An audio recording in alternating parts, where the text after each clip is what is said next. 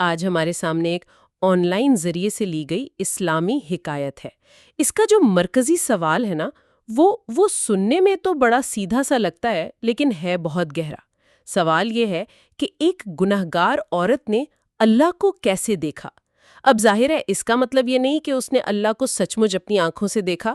یہاں دیکھنے کا مطلب کچھ اور ہے، کچھ زیادہ ذاتی، کوئی تجربہ۔ تو آج ہم اسی کہانی کی تہوں کو کھولیں گے اور یہ سمجھنے کی کوشش کریں گے کہ یہ خدا سے تعلق، انسانی وقار اور حقیقی نیکی کے بارے میں کیا کہتی ہے۔ اور یہ کہانی آپ دیکھیں ایک کلاسک سبق آموز حکایت کے انداز میں بیان کی گئی ہے، یعنی اس کا مقصد ہی ایک گہرا روحانی یا اخلاقی سبق دینا ہے۔ اس میں وہ سارے عناصر موجود ہیں جو ایسی کہانیوں کو بہت طاقتور بناتے ہیں۔ ایک بہت عبادت گزار شخص ہے، ایک ایسی عورت ہے جسے معاشرہ گناہگار سمجھتا ہے، اور پھر ایمان لانے کے لیے ایک ایسی شرط ہے جو تقریباً ناممکن لگتی ہے۔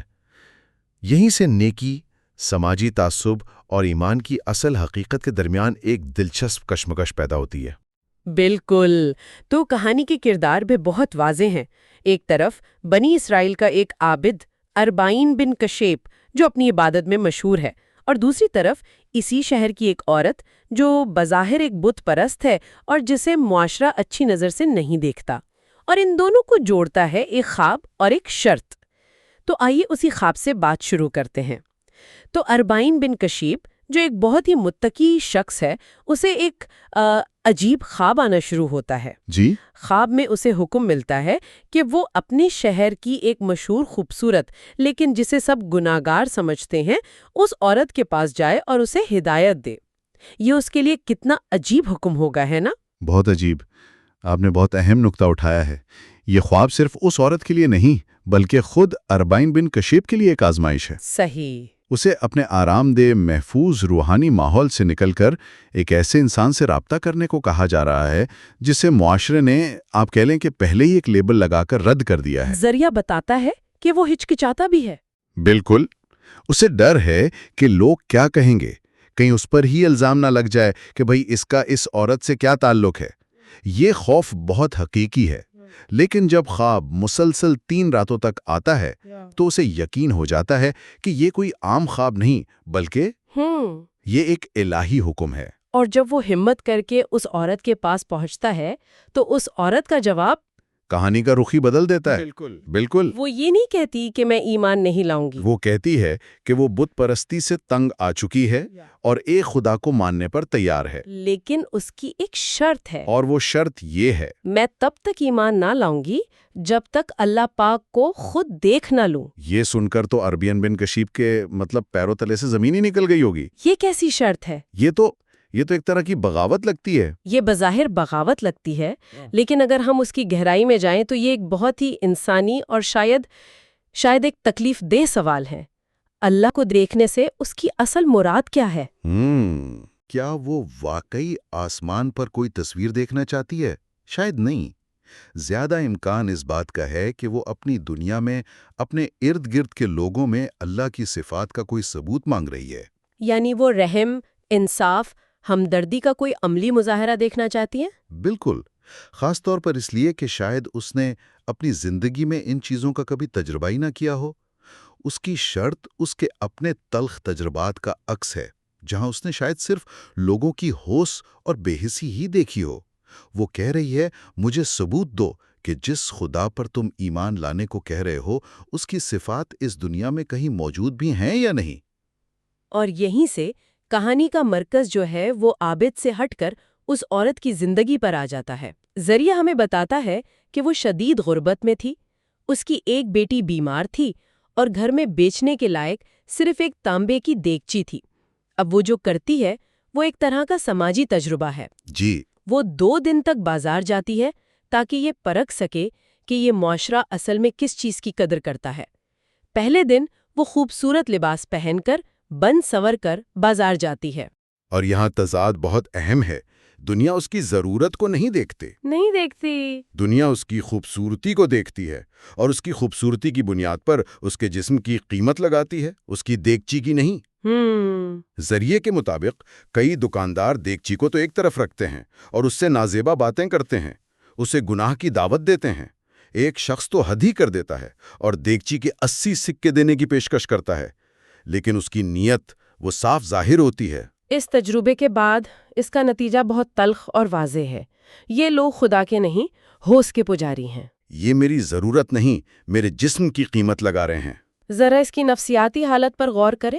وہ اپنی بیمار بیٹی کے لیے مدد مانگنے نکلی ہے، جی، اور اسے ہر طرف سے ایسی پیشکشیں ہو رہی ہیں جو اس کی عزت نفس کو مزید مجروح کر رہی ہیں۔ یہ کتنی بڑی مایوسی ہوگی، لیکن پھر اسی مایوسی میں امید کی ایک چھوٹی سی کرن نظر آتی ہے۔ اچھا، بازار کے آخر میں ایک نوجوان دکاندار تھا۔ وہ اس کے پاس جاتی ہے۔ وہ نوجوان اس کی طرف آنکھ اٹھا کر بھی نہیں دیکھتا۔ اس کا سارا دھیان دیگچی پر ہوتا ہے۔ وہ اسے الٹتا ہے، پلٹتا ہے اور کہتا ہے کہ میں اس کے 2 سکے دوں گا۔ صرف 2 سکے؟ اور وہ 2 سکے اس کے ہاتھ پر رکھ دیتا ہے۔ یہ لمحہ کہانی میں ایک بہت اہم موڑ ہے۔ یہ شاید پہلا موقع ہے جب اس کے ساتھ ایک انسان کے طور پر، ایک سودا کرنے والی کے طور پر برتاؤ کیا جاتا ہے، نہ کہ ایک ایسی شے کے طور پر جو خود برائے فروخت ہو۔ صحیح۔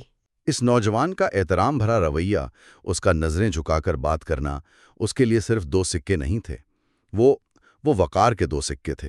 ذریعہ کہتا ہے کہ اس کے دل میں خوشی کی لہر دوڑ گئی کہ چلو اس بھیڑ میں کوئی تو ہے جس نے اس کی صورت نہیں، اس کی چیز کی قدر کی۔ تو اس ایک مثبت تجربے کے بعد وہ اگلے دن اپنے اس تجربے کو ایک قدم اور آگے لے جاتی ہے۔ وہ اس بار پورے کھیل کے اصول ہی بدل دیتی ہے۔ وہ اپنا حلیہ مکمل طور پر تبدیل کر لیتی ہے۔ ایک پھٹا پرانا برقع پہنتی ہے، چہرہ چھپا لیتی ہے اور ایک غریب بوڑھی عورت کا روپ دھار کر اسی بازار میں واپس جاتی ہے۔ اچھا، تو اب کیا ہوتا ہے؟ اور اب جو ہوتا ہے وہ اس معاشرے کی منافقت کو پوری طرح بے نقاب کر دیتا ہے۔ اچھا، وہی لوگ، وہی دکاندار جنہوں نے پچھلے دن اس کی خوبصورتی دیکھ کر 80 سکوں کی پیشکش کی تھی، جی، آج اس بوڑھی عورت کے ہاتھ میں وہی دیگچی دیکھ کر اسے خریدنے سے بھی انکار کر دیتے ہیں۔ یعنی بالکل ہی بدل گئے۔ بالکل۔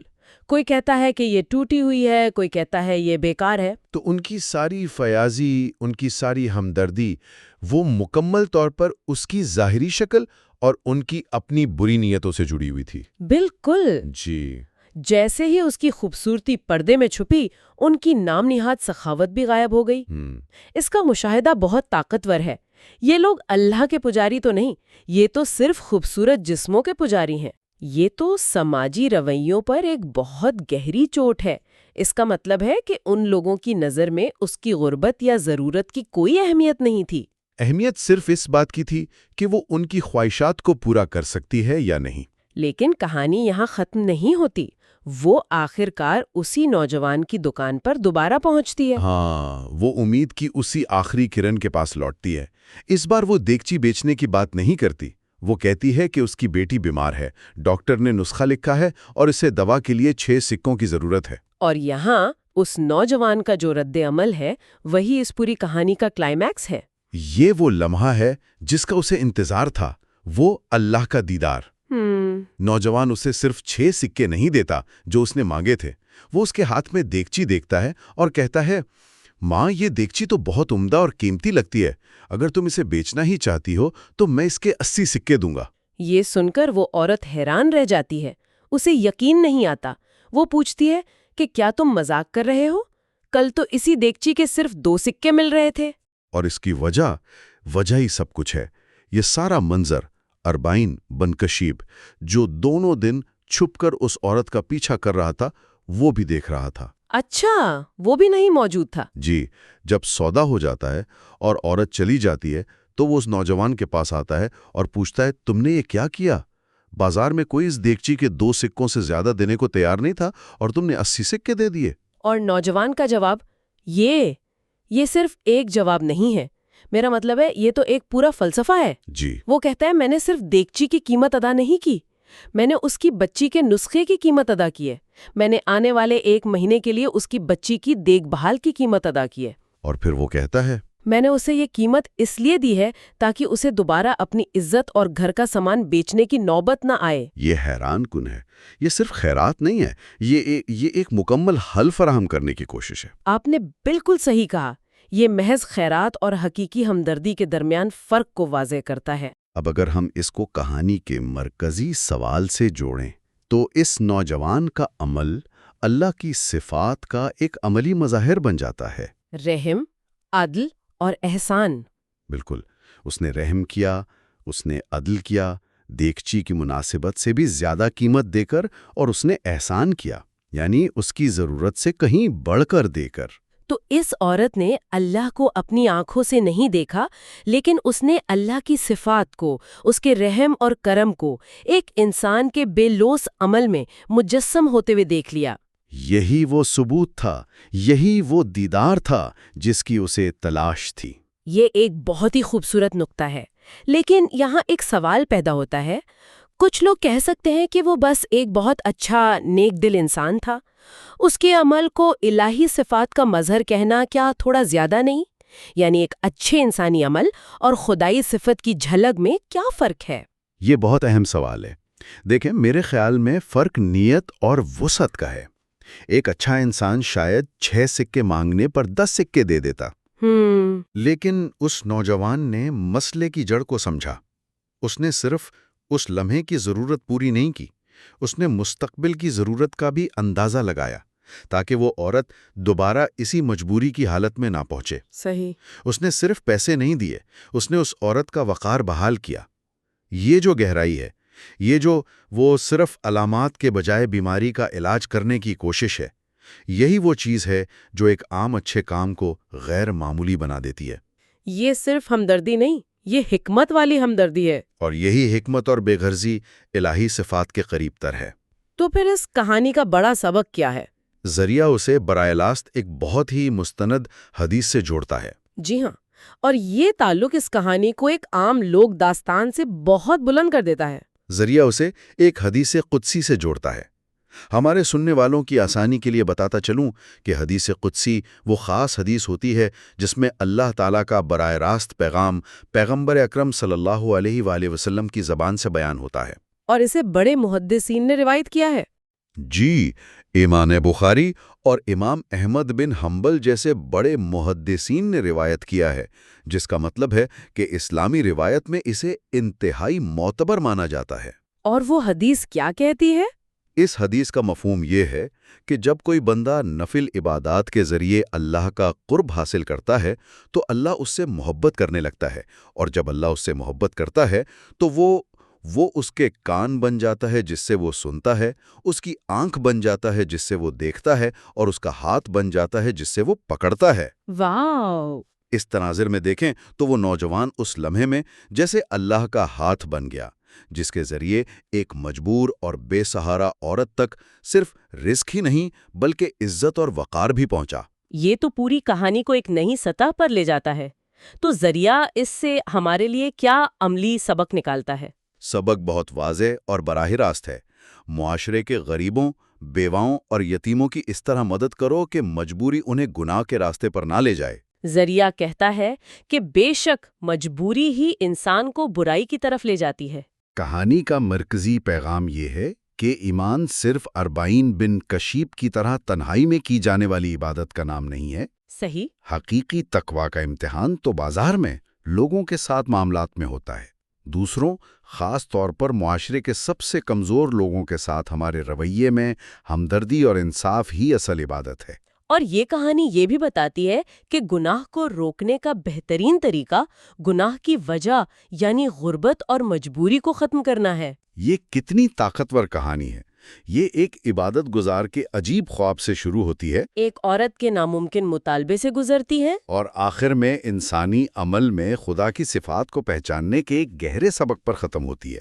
اس عورت نے خدا کا دیدار کسی معجزے میں نہیں کیا، بلکہ ایک انسان کے رحم، انصاف اور وقار بھرے عمل میں کیا۔ بالکل، یہ کہانی اللہ کو دیکھنے کے معنی کو ہی بدل دیتی ہے۔